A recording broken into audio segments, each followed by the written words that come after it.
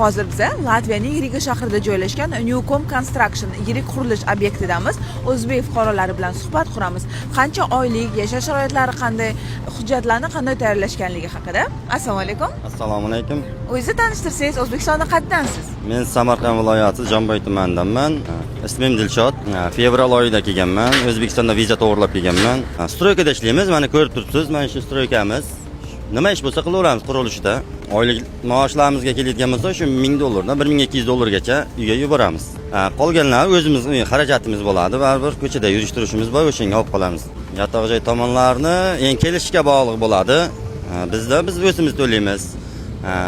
Bor, misol firmani to'laydiganlari ham bor.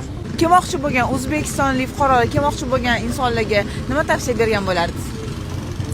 Viza to'g'irlab davlat tomonidan kelishini istayman. Agar imkoni bo'lsa kelaversin. Ish joylari bor, yaxshi. Sharoitlar yaxshi, Xudoga shukr.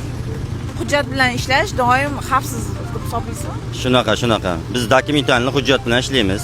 Unaqa biz dokument ishlamaymiz. O'zbekistondan shu firmaga dokument qilib keldik, shu yerda ishlayapmiz. Men 9 oydan oshdi kelganimizga. Bo'ldi, rahmat kattakon, ishingizda omad.